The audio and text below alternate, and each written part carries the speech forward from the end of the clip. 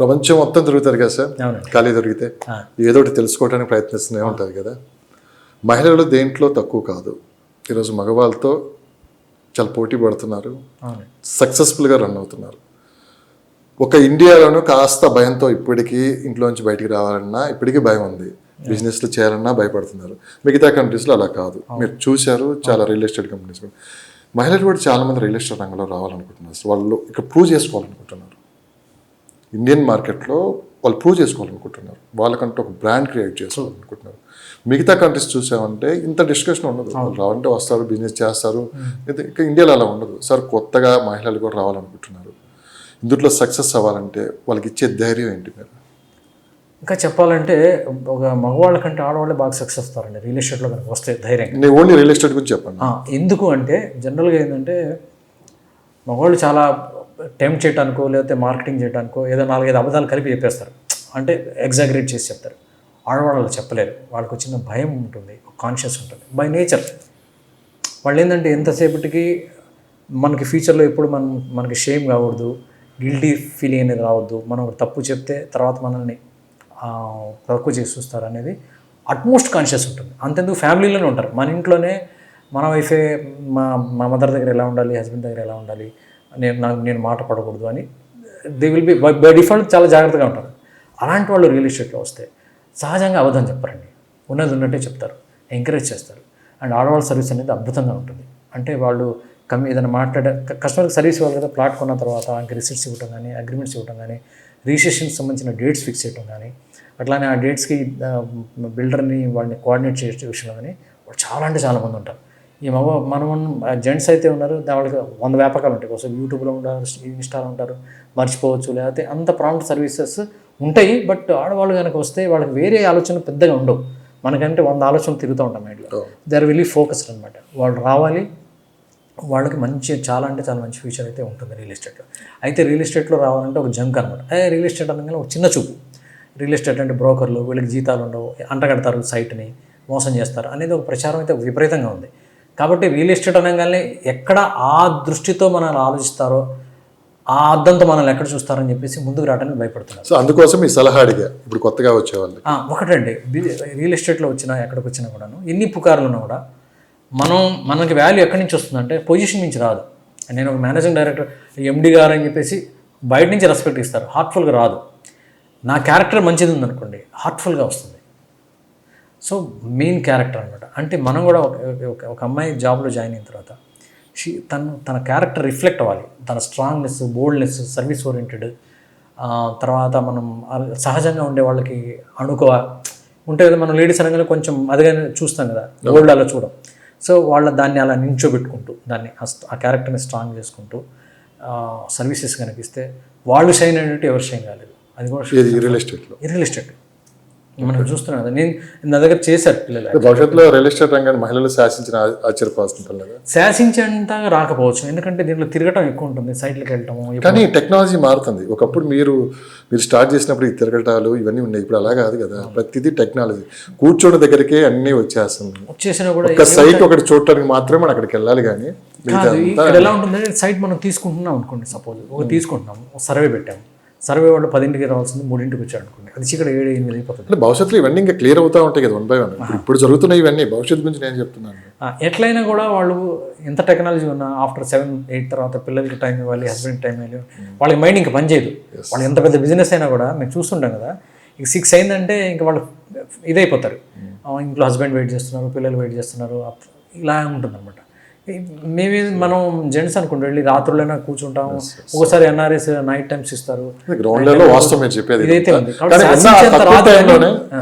తక్కువ టైంలోనే హ్యాపీగా వీళ్ళు రియల్ ఎస్టేట్ బిజినెస్ చాలా ఫాస్ట్గా అవుతారు. వీళ్ళు కుటుంబానికి ఆర్థిక పరంగా కొంచెం అంతగా కావచ్చు, వీళ్ళకి మెంటల్లీ నేను చేస్తున్నాను సాటిస్ఫాక్షన్ ఉంటుంది. సో నిజంగా గ్రేట్ సార్. అంటే కొత్తగా వచ్చే వాళ్ళందరికీ కూడా ఒకసారి ఏదో ఒకటి తెలియాలని చెప్పి కూడా నేను ఈరోజు చెప్పించే ప్రయత్నం చేశాను. అండ్ ఫైనల్గా ఎలాంటి మార్పులు చేర్పులు జరగబోతున్నాయి ఇంకా రియల్ ఎస్టేట్ రంగంలో?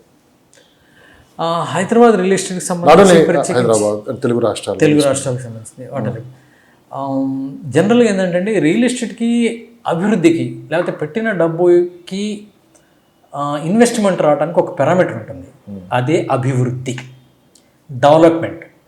డెవలప్మెంట్ ఎక్కడైతే ఉంటుందో అక్కడ ఎట్టి పరిస్థితుల్లో అభివృద్ధి ఎక్కడైతే ఉంటుందో అక్కడ ఎట్టి పరిస్థితుల్లో రేట్లు పెరగాల్సిందే, అక్కడికి జనాలు రావాల్సిందే. కాబట్టి బయట ఉన్న న్యూస్లు పక్కన బట్టి మనం only focus on the development activities ఎలా జరుగుతున్నాయి, వర్క్ అవుతున్నాయా లేవా, డెవలప్మెంట్ సంబంధించిన గవర్నమెంట్ విధానాలు ఎలా తీసుకుంటుంది. ప్రాక్టికల్గా మనం చాలాసార్లు ఇప్పటి నుంచి ఉన్నాం, ఇది మన హెచ్ఎండి లిమిట్ పెరుగుతుంది అని లిమిట్ పెంచుతున్నారని మన జీవో కూడా వచ్చేసింది. ఓకే, అలానే రీజనల్ లింక్ కూడా 10 ఏళ్ళ నుంచి వింటున్నాం, వస్తుంది.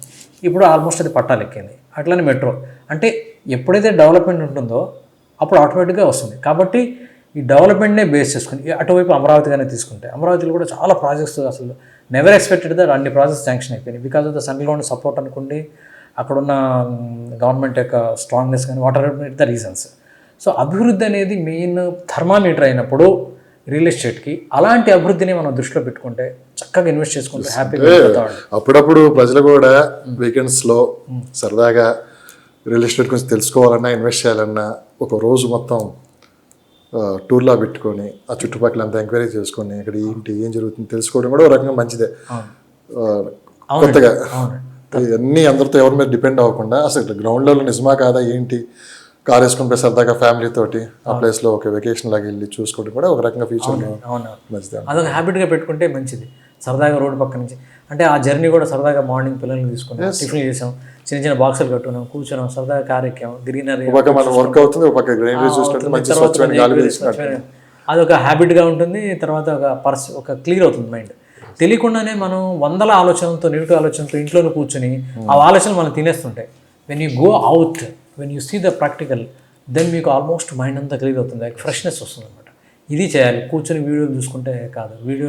యూట్యూబ్లో వీడియో చూస్తే ఏముండదు, నెగిటివ్ ఇంపాక్ట్. ఇవాళ అసలు మా రియల్ ఎస్టేట్ పెద్ద ఛాలెంజ్ ఈ ఇంటర్నెట్ పోర్టల్స్, యూట్యూబ్స్. ఎందుకంటే 90% అంతా బ్లఫే ఉంది.